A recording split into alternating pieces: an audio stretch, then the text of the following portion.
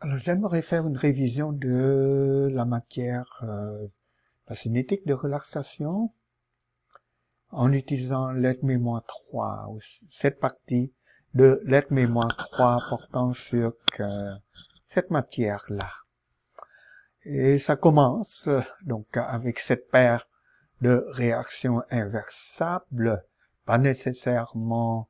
élémentaires, avec des réactifs appelés R1, R2, coefficients stéchiométriques nu R1, nu R2, etc. Et produits appelés P1, P2, etc. avec coefficients stéchiométriques nu P1, nu P2, etc.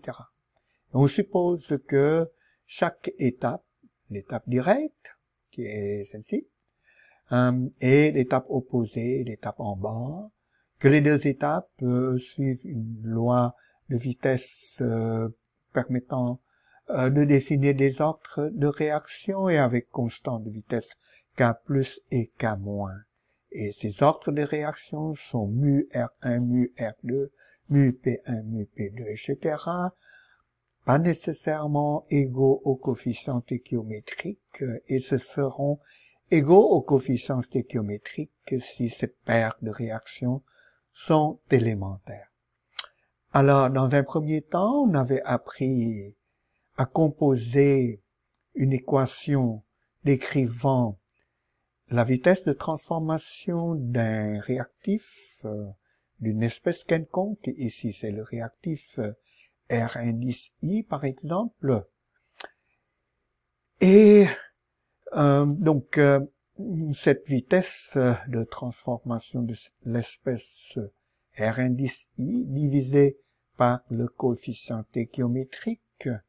serait donnée par la somme de deux contributions, donc deux termes. Le premier terme est la contribution de l'étape directe à cette vitesse de transformation, car dans cette étape directe, le réactif R1 serait consommé, donc vers sa concentration diminuée. Donc la contribution de l'étape directe serait une vitesse de consommation négative donnée par moins K plus fois concentration de différentes espèces réactifs, chacune élevée à l'ordre correspondant mu R1, mu R2, etc. Alors, l'autre contribution, c'est la contribution de la réaction opposée, et dans cette réaction opposée, RI serait formé, donc avec une vitesse de formation qui est nu RI fois ceci, K- fois concentration de P1 à la puissance mu P1 fois concentration P2 à la puissance mu P2, ainsi de suite. Notez que ce que j'avais montré dans les diaporamas, c'est plutôt cette forme-là où c'est la dérivée de la concentration de RI par rapport au temps directement, plutôt que divisé par le coefficient stéchiométrique de ce réactif-là, comme c'est fait ici dans l'aide-mémoire. Donc, par conséquent, ce que vous avez vu, c'est plutôt cette forme-là. Bien. Alors, maintenant, à l'état d'équilibre correspondant toujours à un temps très long, qu'on identifie mathématiquement avec la limite t tendant vers l'infini, eh bien, toutes les espèces RI, que ce soit des RI du côté réactif ou bien des PI côté produit, verront leur concentration devenir constante, stationnaire. Ça veut dire que la vitesse de transformation de RI serait nulle dans cette limite-là. Et ça implique que l'on a une égalité entre les deux vitesses de l'étape directe et de l'étape opposée dans cette limite-là. laissez-moi ajouter cette précision-là, que c'est à l'équilibre, donc un temps infini, t infini ici. Voilà, et pareillement ici, c'est à t infini que l'on a cette somme de moins la vitesse de l'étape directe et de la vitesse de la référent opposée, comptée positivement, qui serait nul. Voilà, et ce qui équivaut à dire que à l'équilibre, ou bien étant t infini, dans cette limite t tendant vers l'infini, on a égalité de ces deux vitesses-là. Ce qui nous permet d'obtenir une relation entre donnant le rapport des deux constantes de vitesse k plus et k moins, et un produit, rapport de produit de des espèces P sur un produit des espèces R élevé normalement à ces puissances que sont des ordres de réaction. Et ce n'est seulement que quand ces ordres de réaction par rapport au réactif R1, R2, au produit P1, P2 ici sont égaux à leur coefficient stéchiométrique, en d'autres termes, dans le cas des réactions élémentaires, que l'on aurait une relation remarquable qui tient entre les constantes de vitesse, qui sont des propriétés cinétiques du système, et la constante d'équilibre, qui est une propriété thermodynamique du système. Alors, cette relation remarquable tient pour sûr, donc certainement, pour des réactions élémentaires, pour des réactions non élémentaires, pour lesquelles les ordres, pour différents réactifs, ou plutôt pour différentes espèces impliquées dans ces deux réactions directes et opposées, les mu R1, mu R2, mu P1, mu P2, ne sont pas nécessairement égaux au coefficient stéchiométrique. Alors, en général, cette relation entre les constantes de vitesse K plus et K moins, exprimée sous cette forme de rapport, et la constante d'équilibre de l'équilibre considéré ne tiendrait pas en général. Ça peut être observé dans certains cas, mais ça c'est plus le fruit d'un hasard que la conséquence d'un principe général donné, comme dans le cas de réactions élémentaires pour lesquelles les ordres partiels sont nécessairement égaux au coefficient stéchiométrique des molécules impliquées dans ces collisions moléculaires-là. Alors ça, c'est une des relations importantes que l'on a appris en cinétique de relaxation, qu'il existe cette relation remarquable entre les constantes de vitesse, donc les propriétés cinétiques du système, et la constante d'équilibre, une propriété thermodynamique du système, et ce, certainement dans le cas des réactions élémentaires. La deuxième chose qu'on avait appris en cinétique de relaxation est ceci, que si l'on exprime la dynamique, la cinétique du système en termes du degré d'avancement par rapport à l'état d'équilibre, défini par exemple comme ceci, de sorte que, par exemple, pour qu'un réactif RI sa concentration au temps t serait égale à la concentration à l'équilibre de cette espèce fois le degré d'avancement x multiplié par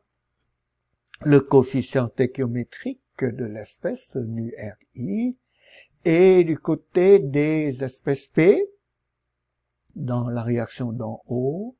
la concentration d'une espèce P indiciée au temps t serait égale à la valeur de cette concentration-là et à l'équilibre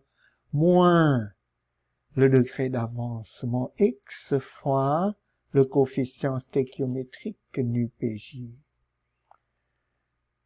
Alors, en termes d'un tel degré d'avancement,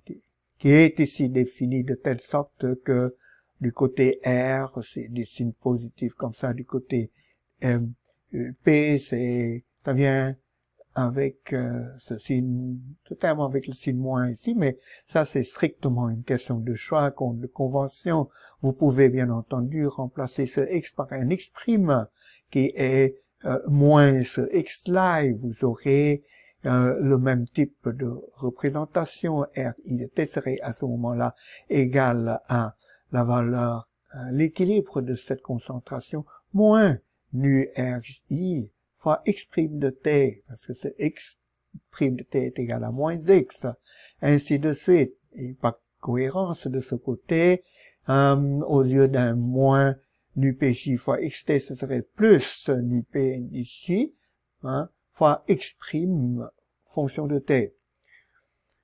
Ceci dit, avec un choix déterminé une fois pour toutes, fixé une fois pour toutes de ce degré d'avancement vous permettant d'écrire les concentrations instantanées en termes des concentrations à l'équilibre et de ce degré d'avancement unique, on peut transformer l'équation de vitesse que j'ai montré, que j'ai rappelé, j'ai écrit tantôt en haut pour qu'une espèce donnée, l'espèce R indice I, là, mais on peut réécrire cette équation-là en termes du degré d'avancement plutôt, c'est-à-dire en termes de la vitesse d'avancement, comme ceci, dx dt égale à la loi de vitesse de tout à l'heure, mais exprimée cette fois-ci en termes de x, du degré d'avancement. Cette loi de vitesse, c'était moins k plus fois concentration de R1 à la puissance mu R1, 1 fois concentration de R2 à la puissance mu R2, etc. Ça devient maintenant moins k plus fois concentration à l'équilibre de R1 plus nu R1x à la puissance mu R1 plus je m'excuse, fois la même chose pour l'espèce R2, donc concentration à l'équilibre de R2 plus, il y a une erreur ici, laissez-moi corriger ça, donc il y a un signe plus qui manque ici, plus, voilà, il devait venir là, plus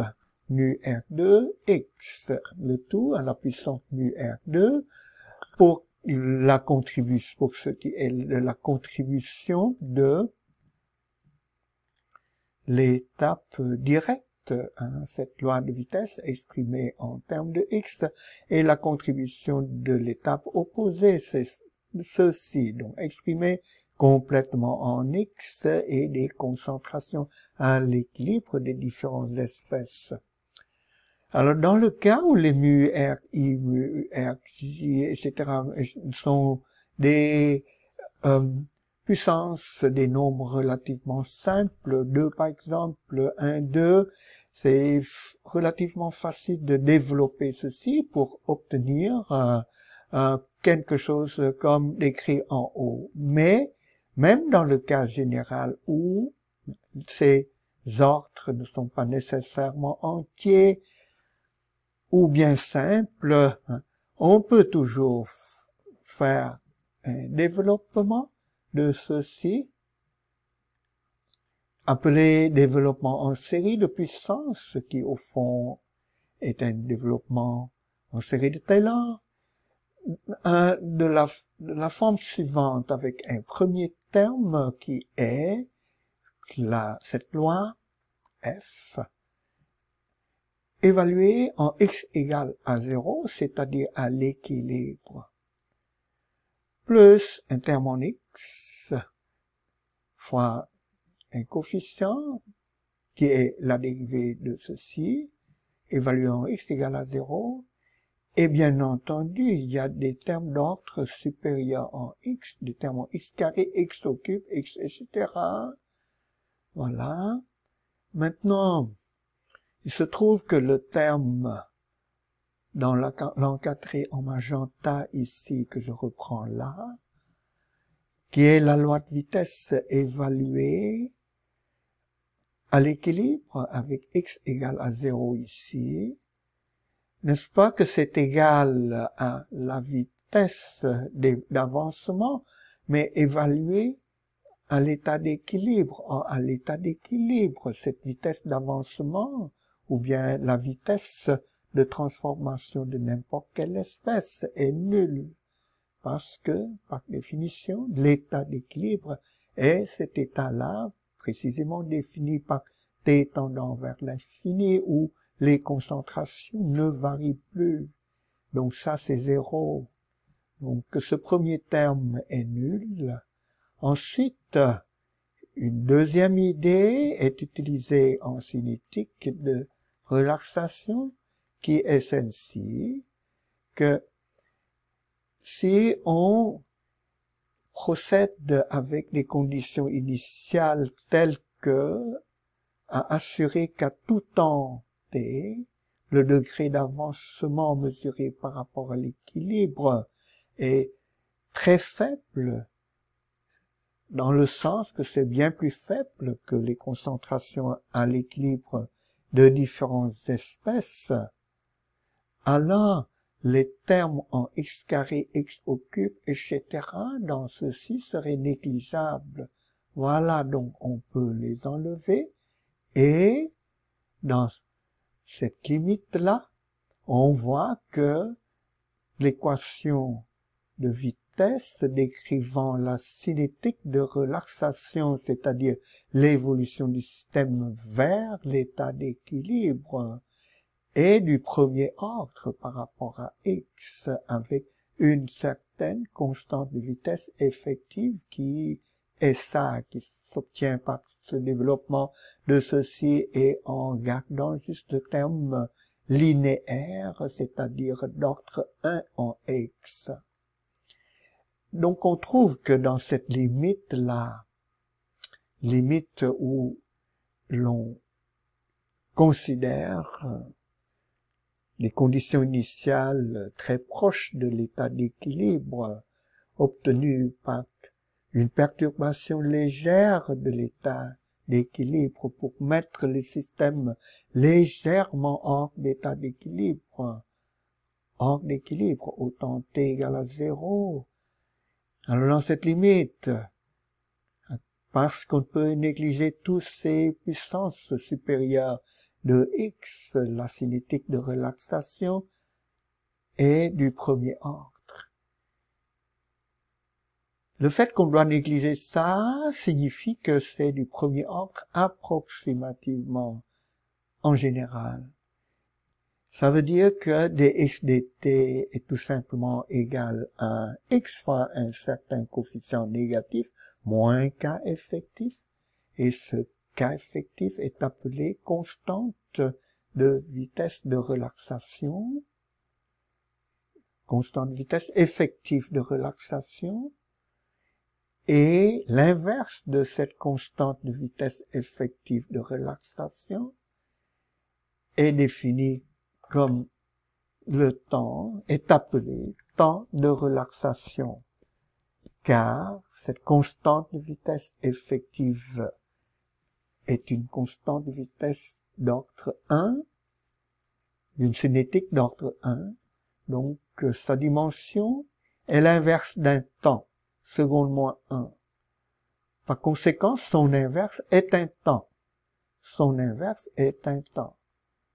qui est appelé taux. Donc 1 sur taux, l'inverse de ce temps de relaxation, c'est la constante de vitesse effective. Et d'après les équations que je vous ai montrées là en haut,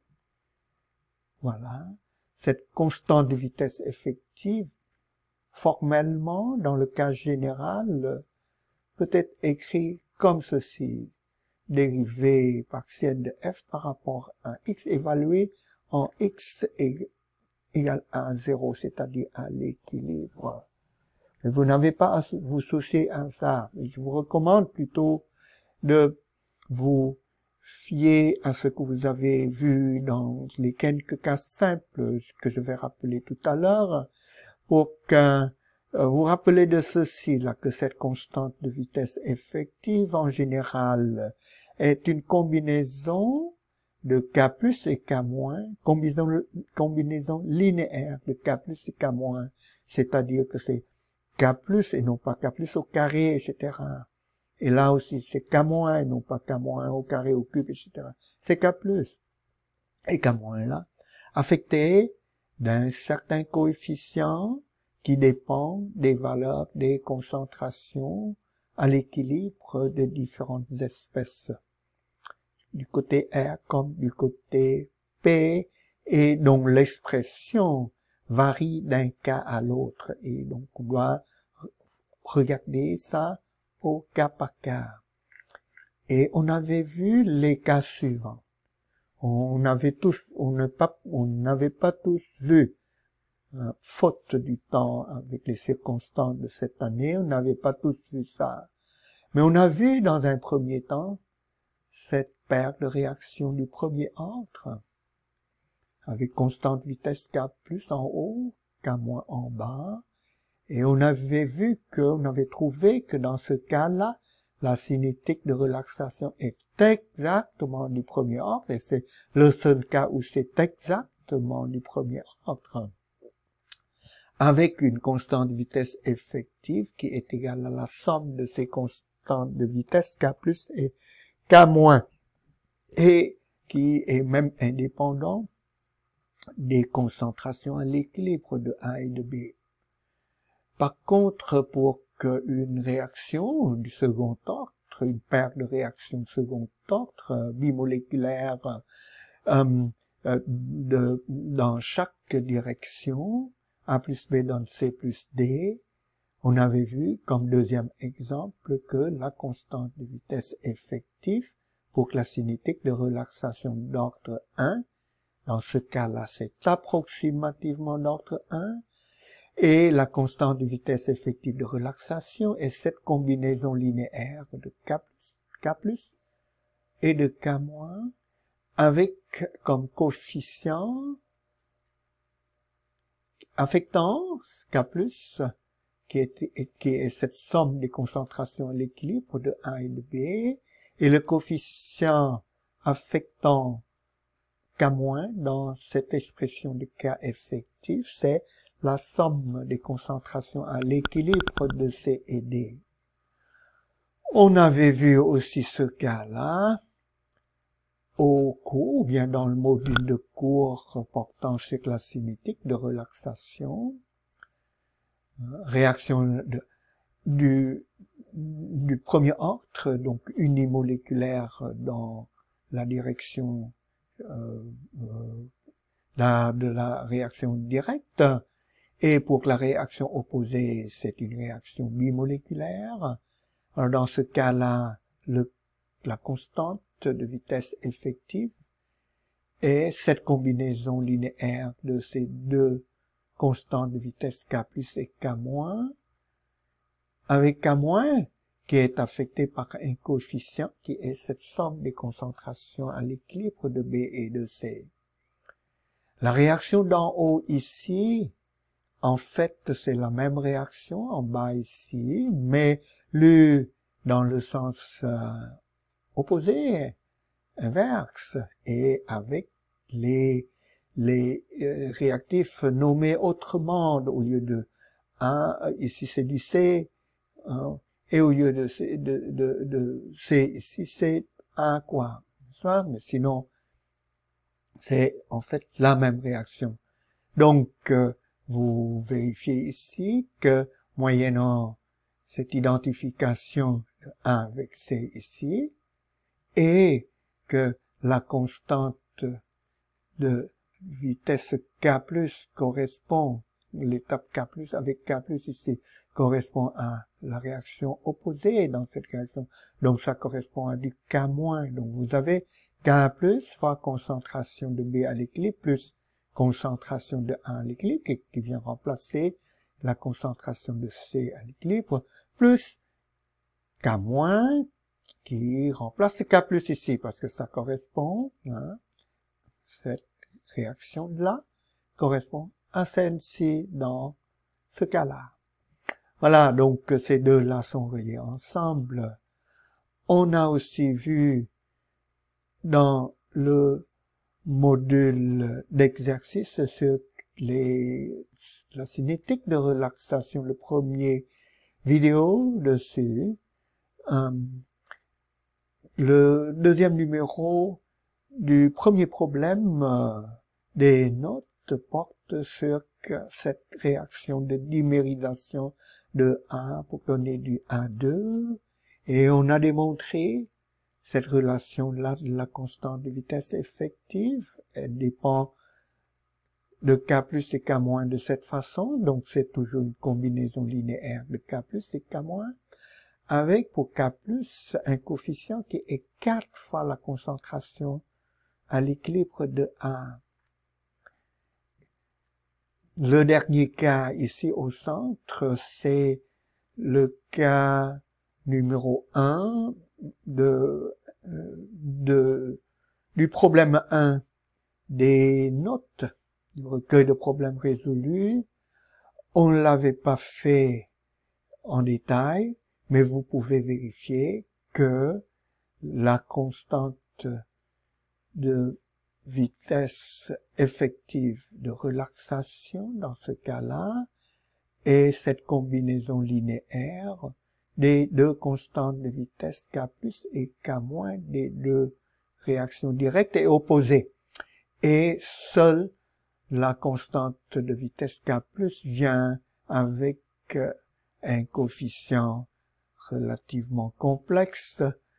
dépendant des concentrations à l'équilibre des trois espèces A, B et C, qui sont les espèces apparaissant de ce côté-là.